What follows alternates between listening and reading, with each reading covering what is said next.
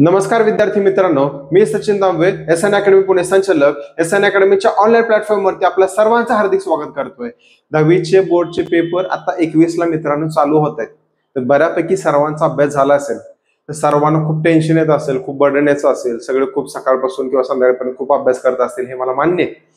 पण ह्याच्यात पण कन्फ्युजन होतं की सर एखादा मी सायन्सचा टॉपिक घेतलाय किंवा एखादा सायन्सचा सब्जेक्ट घेतलाय, जिओग्राफी सब्जेक्ट घेतलाय, सर क्वेश्चन आन्सर कुठले करू देत तेच नाही कळत आहे मला. तर माझ्या मी कन्फ्यूज होतो की मी खूप गोंधळून जातो सर, खूप गोंधळून जाते सर, असे काही क्वेश्चन्स आम्हाला काही मुलं विचारत असतात. तर अशा क्वेश्चनला सोल्युशन म्हणून किंवा तुमचं टेन्शन कमी करण्यासाठी आम्ही असे काही बोर्डचे पूर्ण क्वेश्चन पेपरचं अनालिसिस करून किंवा तुमच्या पूर्ण सिलेबसचं अनालिसिस करून काही सगळ्या सायन्स 1, सायन्स 2 किंवा बाकीचे अदर सब्जेक्ट आहे, मी असे काही क्वेश्चन आन्सर किंवा क्वेश्चन अनालिसिस करून काही क्वेश्चन्स आम्ही टॉप 10 किंवा टॉप 15 प्रत्येक चॅप्टर वरती आम्ही असे क्वेश्चन काढलेले आहेत. त्याच्यातून तुम्हाला खूप चांगला फायदा त्या बोर्डच्या पेपरमध्ये तुम्हाला होऊ शकेल. ठीक आहे, फक्त जे आम्ही काही क्वेश्चन काढलेले आहेत मित्रांनो, त्याच्यावरती आम्ही 99% एवढी गॅरंटी देतो, 99%. कारण तर त्यांना जे काही क्वेश्चन आम्ही काढलेले आहेत त्याच्यावरती तुम्हाला बोर्ड आहे तसाही क्वेश्चन विचारू शकेल किंवा त्याच्या बेसिसवरती दुसरा अदर अशा टाइप्स मध्ये पण क्वेश्चन विचारू शकेल. पण ह्याच्या पलीकडे कुठलेही क्वेश्चन जाणार नाही याची शाश्वती आम्ही देऊ शकतो. कारण का, हे क्वेश्चन आम्ही टॉप 10 आणि टॉप 15चे जे काही क्वेश्चन काढले ते खूप अनालिसिस करून काही बारीक बारीक गोष्टींवरती आणि बोर्डच्या कुठल्या माइंडसेटने हा क्वेश्चन विचारला जाईल त्या माइंडसेटचा आम्ही स्वतः वापर करून ते क्वेश्चन आम्ही इथे करून काढले गेलेले आहेत. त्याच्यामुळं या क्वेश्चनचा तुम्ही बारीक अनालिसिस करायचं आहे. ते क्वेश्चन आहे तसे व्यवस्थित लर्न करायचे आहेत, तसे व्यवस्थित त्याच्यावरती प्रॅक्टिस करायचे आणि तुम्हाला ते व्यवस्थित तुम्हाला पेपर न भीता किंवा पूर्ण कॉन्फिडेंटली तुम्हाला ते क्वेश्चन आन्सर किंवा जे क्वेश्चन्स ते तुम्हाला पेपरमध्ये सॉल्व्ह करायचे आहेत. एवढं सगळं टेन्शन आम्ही कमी करतोय, तुम्ही फक्त अभ्यास करायला लागा. ठीक आहे, आता लेट्स गो, आपण ते क्वेश्चन आन्सर घेऊयात. नेक्स्ट.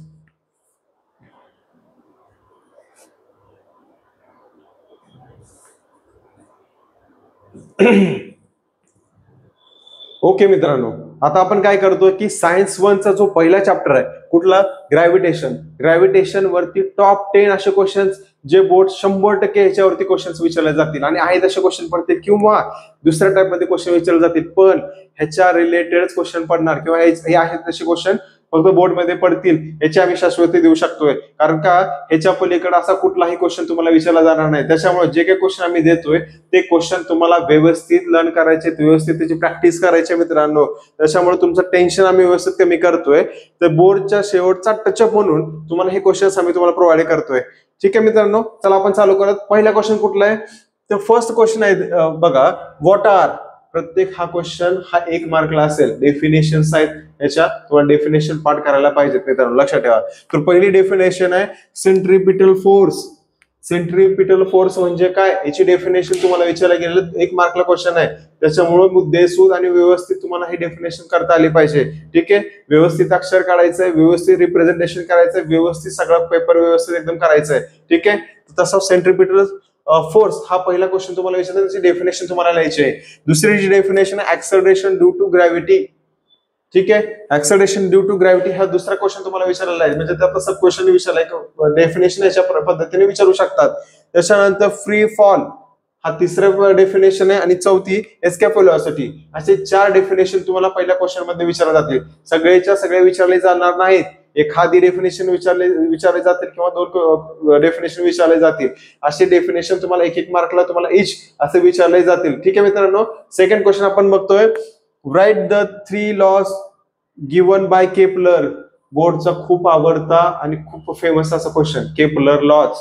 किती केपलर लॉज आहेत, ते कुठले कुठले आहेत, first law, third law, second law, first law, second law आणि थर्ड लॉ असे लॉज आपल्याला तिथे गेलेले आहेत. ते केपलरचे लॉज व्यवस्थित आपल्याला मित्रांनो पाठ पाहिजेत. त्याची डायग्राम व्यवस्थित आहे, ते डायग्राम व्यवस्थित तुम्हाला ती पाठ पाहिजे तिथं. ठीक आहे, तर व्यवस्थित अशा पद्धतीने लर्निंग तुम्हाला करायचं आहे, जेणेकरून असा क्वेश्चन जर बघितला तर व्यवस्थित आपल्याला टॅकल करता आला पाहिजे. ओके, थर्ड क्वेश्चन आपण बघतोय, write is acceleration due to gravity. Acceleration due to gravity, तुम्हाला हे बघा, ऍक्सेलरेशन ड्यू टू ग्रॅव्हिटी बरोबर आहे, त्याची डेफिनेशन तुम्हाला त्याचा ऑलरेडी पाठ असलेलीच पाहिजे. त्याच्यानंतर derive and expression for acceleration due to gravity on the earth surface, on the basis of earth surface. म्हणजे काय कळायला आपल्याला की ऍक्सेलरेशन ड्यू टू ग्रॅव्हिटी याची डेफिनेशन विचारलं जाईल, त्याची डेफिनेशन आपल्याला लिहायचं आहे आणि त्याचं derive and expressions derive and expression, तुम्हाला एक्सप्रेशन पार्ट पाहिजे एक्सेलरेशन ड्यू टू ग्रॅव्हिटीचं. ठीक आहे, हा क्वेश्चन किती मार्कला विचारला जाईल? 3 मार्कला विचारला जाईल. त्याच्यामुळे हे क्वेश्चन व्यवस्थित तुम्हाला पार्ट पाहिजे मित्रांनो, लर्न पाहिजे व्यवस्थित. ठीक आहे, जो नेक्स्ट क्वेश्चन आपण बघतोय, explain why the value of G, हे जी आहे, G is 0 at the centre of the earth. Conceptual question आहे, फक्त 2 मार्कला. आपल्याला असं वाटतं की खूप क्रिटिकल आहे, खूप असं कन्सेप्च्युअल आहे, मला हे लक्षात नाही राहणार, पण फक्त 2 मार्कला क्वेश्चन विचारला. अतिशय सोपं आहे. तुम्हाला काय विचारलं की explain the value of, why the value of G. हे बघा, जी ची व्हॅल्यू विचारली तुम्हाला.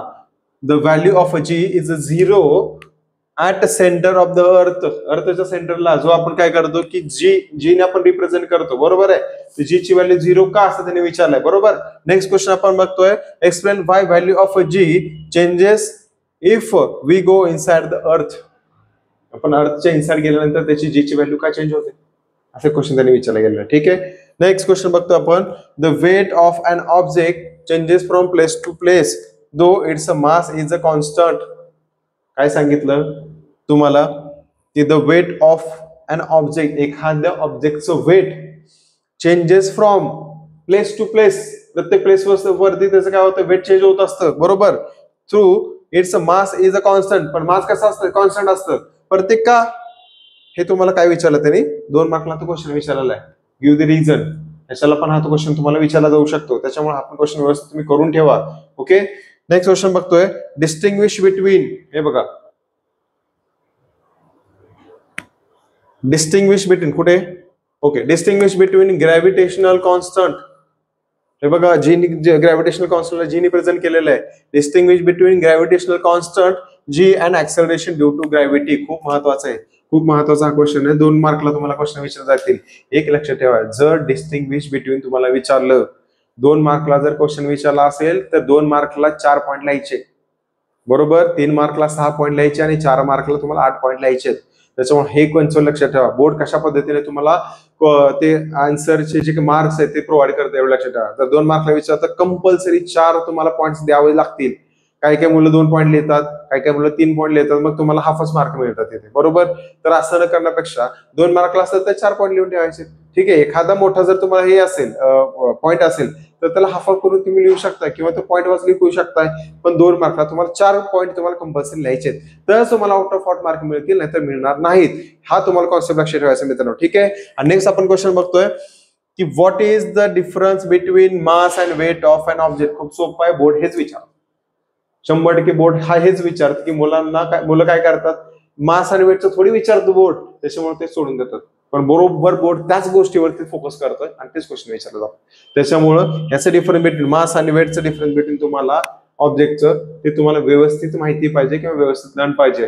तुम्ही फक्त क्वेश्चनला कॅज्युअल घेऊन ते क्वेश्चन सोडू नका, कारण बोर्ड काय करतं की प्रत्येक वेळी मेथड चेंज करत जातं. एखादा पेपर सेट करणारा जर मॉडिफाईड असेल किंवा आता जर नवीन जर असेल तर तो मुलांना वेड्यात करण्यासाठी किंवा मुलांना थोडं कन्फ्युज करण्यासाठी हा क्वेश्चन बऱ्यापैकी तुम्हाला क्रिटिकली किंवा थोडंसं फिरून विचारू शकतो, तुम्हाला थोडंसं डायव्हर्ट करण्याचा प्रयत्न करू शकतो. ठीक आहे, तर तो पेपर सेट करण्याचा माइंडसेट काय हे आता आपल्याला ओळखता आलं पाहिजे.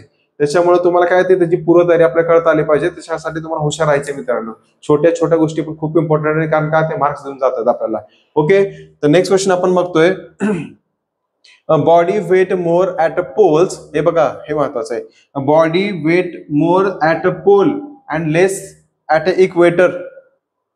तुम्हाला गिव्ह द रिझन मध्ये काय सांगितलं, body weight more at a pole, pole लेवलला माहितीये ते पोल वरचे खालचे पोल्स, तिथे काय होतं की ते बॉडीचं वेट तिथे आपल्याला जास्त दाखवतं, पण इक्वेटरला ते लेस दाखवतं का, कॉन्स्टंट दाखवतं थोडंसं, बरोबर आहे. तर ते हा क्वेश्चन पण तुम्हाला करता आला पाहिजे. Next, will the mass and weight of an object on the earth be same as their values of Mars and why. हा क्वेश्चन तुम्हाला विचारला जाईल. किती मार्कचा क्वेश्चन हा?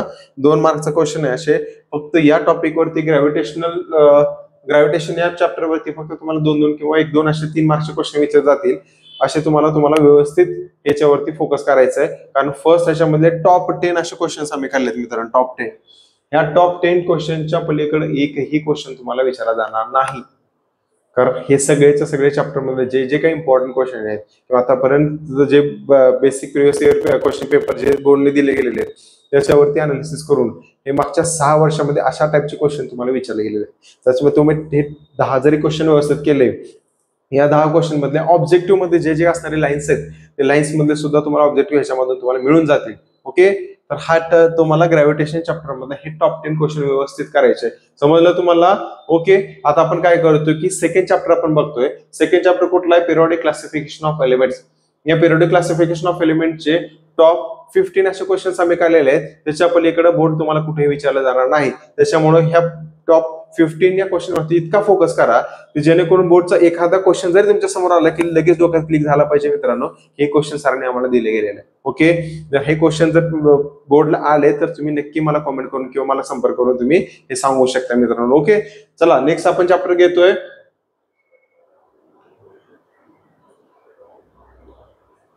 Periodic classification of element. बघा, पिरियोडिक क्लासिफिकेशन ऑफ एलिमेंट मध्ये first त्यांनी question दिलाय, explain Dobereiner triads giving one example. बघा, डोबेरायनर ट्रेट्सची तुम्हाला काय करायचंय? एक्सप्लेन करून त्याला तुम्हाला एक एक एक्झाम्पल त्याच्यात तुम्हाला द्यायचे. बरोबर आहे? हा क्वेश्चन किती मार्कला? 3 मार्कला क्वेश्चन आहे मित्रांनो. खूप महत्वाचा क्वेश्चन आहे.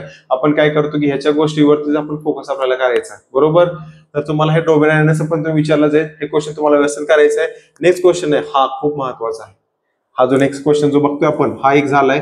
हा जो दुसरा क्वेश्चन आपण बघतोय की न्यूलँड्स लॉ ऑफ ऑक्टेव्स. 2 मार्कला हा क्वेश्चन आहे. खूप महत्वाचा आहे. ऑक्टेव्स म्हणजे काय, न्यूलँड्स लॉ म्हणजे काय, हे तुम्हाला व्यवस्थित बघितलं पाहिजे किंवा व्यवस्थित माहिती पाहिजे. त्याच्यामुळे पॉईंट टू पॉईंट अभ्यास करायचा. Point two point. उगा अंदाधुंदी तुम्ही बघितला सिलेबस व्यवस्थित फक्त रट्टा मारला, असं बाकीचा फापड पासा करत बसला तर 100% कन्फ्युजन व्हाल. त्याच्यामुळे पेपरमध्ये तुम्हाला ते गणवू शकता तुम्हाला ते एक्झामिनर सुद्धा.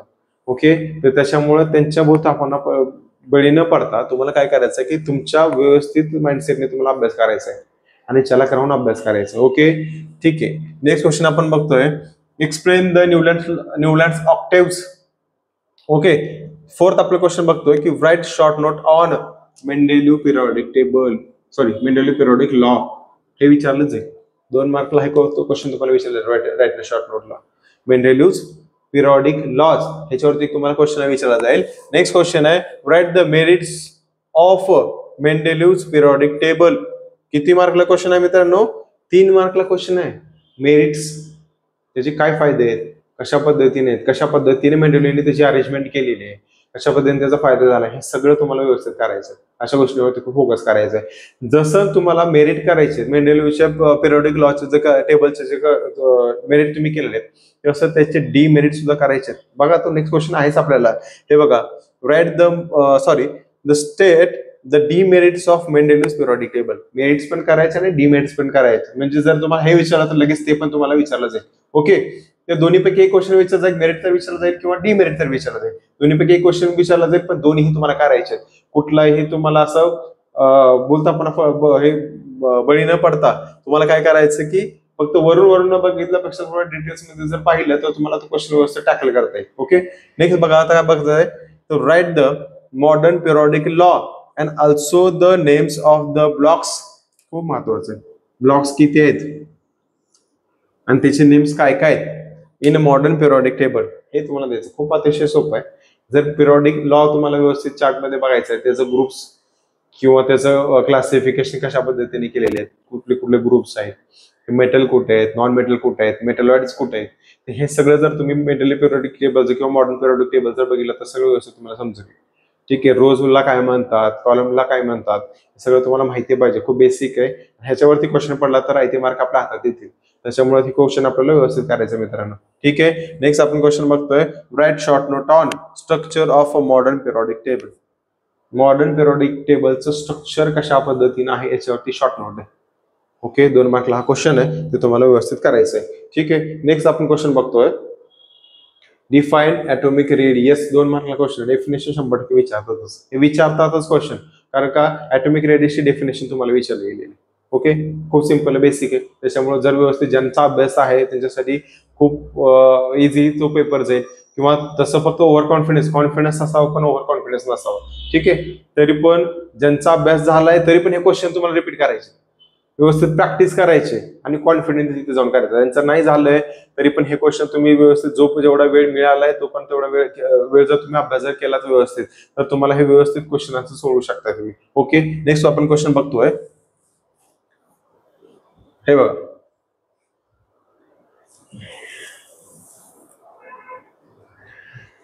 Next question, right the names from the description. आता ह्याचे नेम दिलेले तुम्हाला.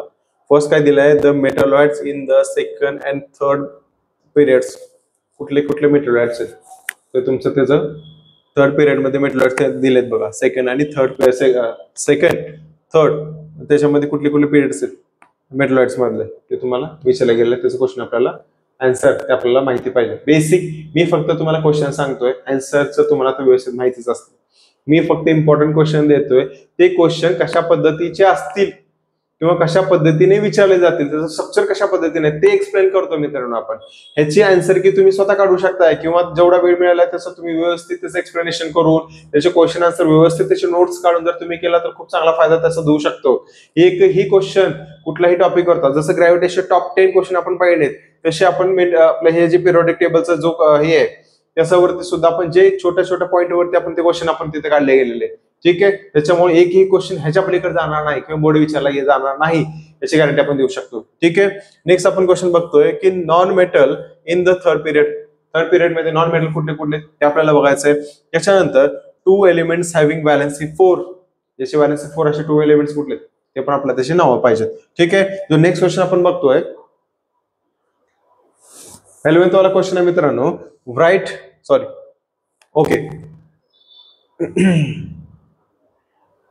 ओके बघा, write a short note on noble gases.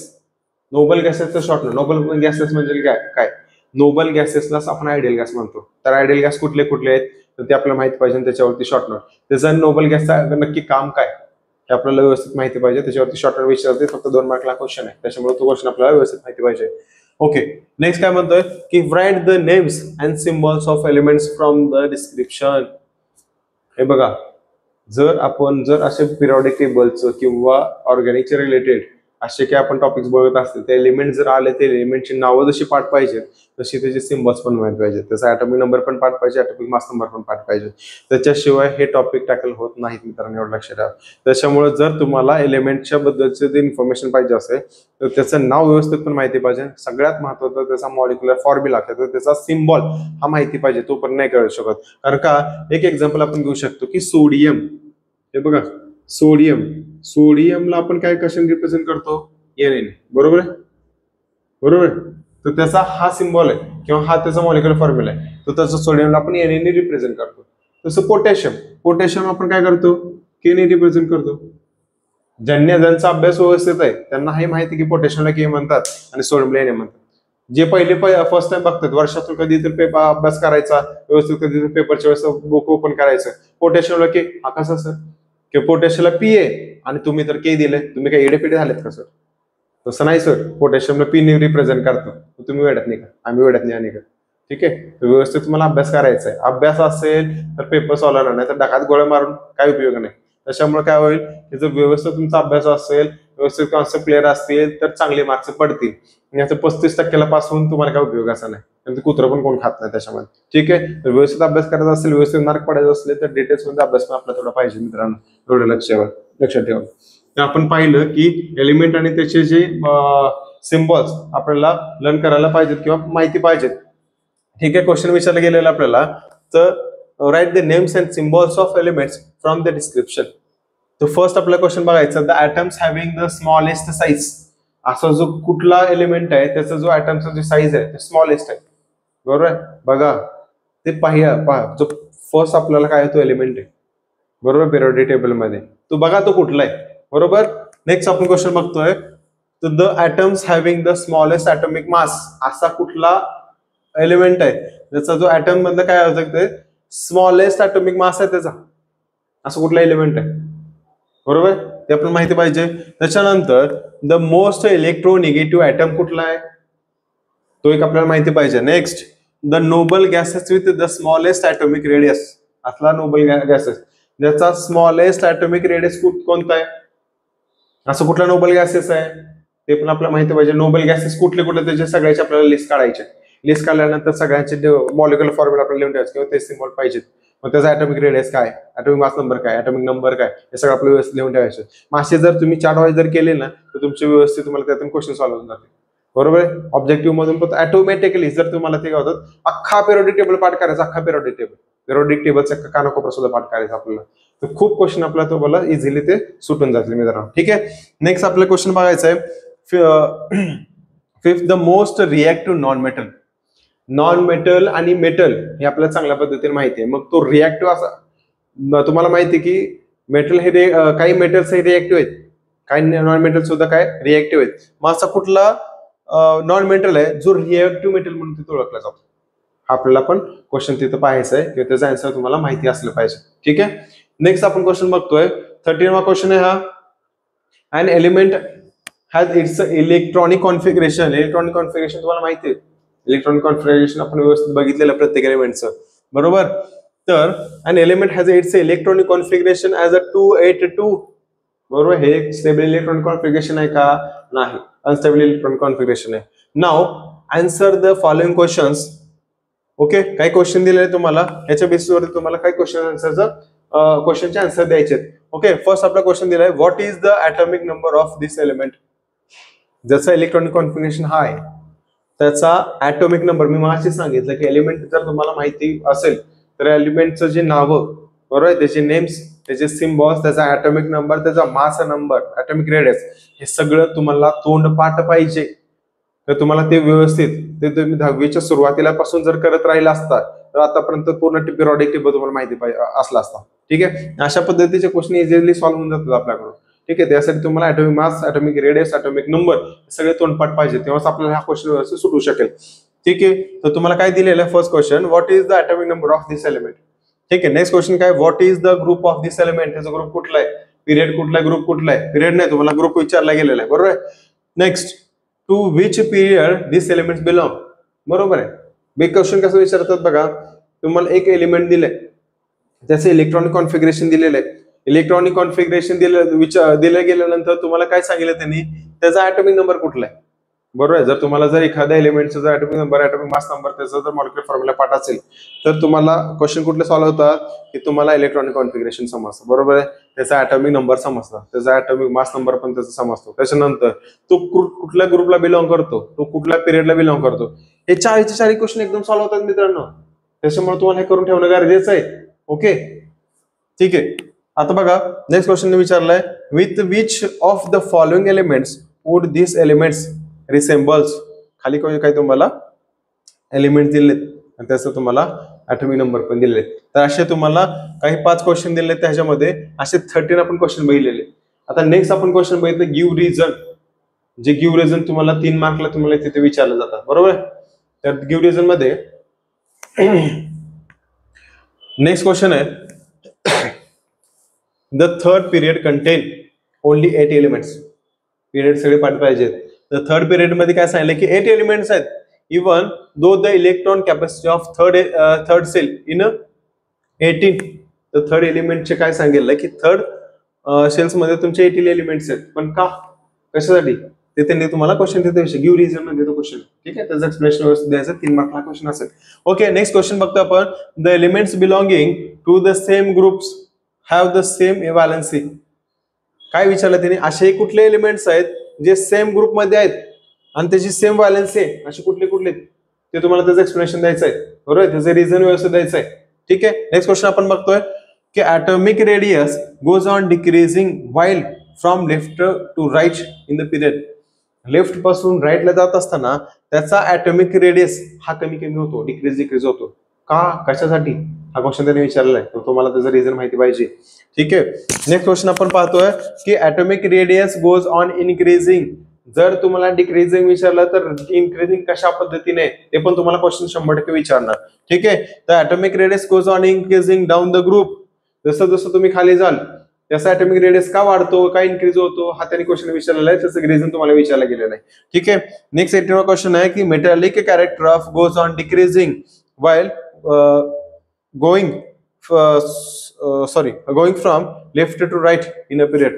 जे आपण काय सांगितलं की metallic characters left to right जाताना मेटॅलिक कॅरेक्टर जे आहेत ते डिक्रीजिंग होतात. काय होतात? आता त्यांनी तुम्हाला क्वेश्चन विचारलं, अत्यंत महत्वाचा क्वेश्चन. ह्याच्यात एक तरी क्वेश्चन तुम्हाला बोर्डला विचारला जाणार, जो खाली डिफरन्स बिटवीन आहे मित्रांनो. ठीक आहे, तर डिफरन्स बिटवीनला तुम्हाला फर्स्ट क्वेश्चन आहे की first Mendeleev's periodic table and modern periodic table. खूप महत्वाचं आहे. पिरियॉडिक टेबल मध्ये मेंडेलिव्हचं काय होतं की स्वतःचं ओन आयडेंटिफिकेशन होतं, बरोबर आहे त्याच्यामध्ये, आणि मॉडर्न पिरियॉडिक टेबल मध्ये कशा पद्धतीने त्याचे अरेंजमेंट केले गेले ह्या दोघांचा डिफरन्स आपल्याला कळायला पाहिजे. 2 मार्क असेल तर 4 पॉईंट, 3 मार्क असेल तर 6 पॉईंट आणि 4 मार्कला असेल तर 8 पॉईंट. हा कॉन्सेप्ट मित्रांनो लक्षात ठेवायचा. जर मार्क आउट ऑफ 4 पाहिजे असतील तर तुम्हाला तेवढ्या क्वांटिटीमध्ये पेपर तेवढा लिहावं लागेल. ओके, ठीक आहे. नेक्स्ट आपण बघतोय मेटॅलिक कॅरेक्टर आणि नॉन मेटॅलिक कॅरेक्टर. खूप महत्वाचं. जर तुम्ही मेटॅलिकचं नाही केलं तरी चालेल, पण मेटॅलिक आणि नॉन मेटॅलिक कॅरेक्टर तुम्हाला 101% करायचं आहे. कारण जर डिफरन्स विचारला तर मेटॅलिक आणि नॉन मेटॅलिक कॅरेक्टर तुम्हाला विचारणार. ठीक आहे, तर असे आपण 2 टॉपिकचे क्वेश्चन्स, आपण इम्पॉर्टंट क्वेश्चन म्हणजे ग्रॅव्हिटेशनचे आपण टॉप 10 क्वेश्चन्स बघितले आणि पिरियॉडिक टेबल्स जो हे आहे पिरियॉडिक क्लासिफिकेशन ऑफ एलिमेंट्स, हे जे आपण टॉप 20 क्वेश्चन्स पाहिलेत, हे तुम्हाला 2 टॉपिकचे व्यवस्थित क्वेश्चन्स याचे आन्सर तुम्हाला माहिती पाहिजेत, किंवा ज्यांचे झाले नसतील तर अजून ही वेळ आहे. हे तुम्ही हे 10 पहिल्याचे 10 ग्रॅव्हिटेशनचे 10 आणि पिरियॉडिक क्लासिफिकेशन ऑफ एलिमेंटचे हे 20 क्वेश्चन तुम्हाला व्यवस्थित करायचे. 2-3 मार्कला क्वेश्चन आहेत. व्यवस्थित तुमचं जेवढं वेळ आहे तेवढं तुम्ही करू शकताय. त्याच्यामुळे घाबरायचं काही एक कारण नाही. जे क्वेश्चन दिले ते व्यवस्थित करायचे आणि व्यवस्थित आपला पेपर सॉल्व्ह करायचा आहे. आता बघा, आता 2 घेतले टॉपिकचे क्वेश्चन आपण घेतले. बाकीचे टॉपिकचे क्वेश्चन जसे जसे आम्ही काय करतोय की पुढच्या व्हिडिओज मध्ये आम्ही अपलोड करतोय. तर अपलोड करत असताना जर तुम्हाला हे जे क्वेश्चन तुम्हाला पाहिजे असतील, नवीन व्हिडिओ जर तुम्हाला पाहिजे असतील, तर आपल्या SN अकॅडमीच्या ऑनलाईन प्लॅटफॉर्मच्या युट्यूबच्या चॅनलला तुम्हाला सबस्क्राईब करायचं आहे, लाईक करायचा, शेअर करायचा, आणि आपल्या 10वीच्या मित्रांना हा आपला चॅनल शेअर करायचा, व्हिडिओ शेअर करा, जेणेकरून त्यांना पण त्या चांगल्या पद्धतीने माहिती होईल. ठीक आहे, तर अशा पद्धतीने आपले क्वेश्चन बघितले. तर भेटूत आपण नेक्स्ट व्हिडिओमध्ये. तोपर्यंत राम राम.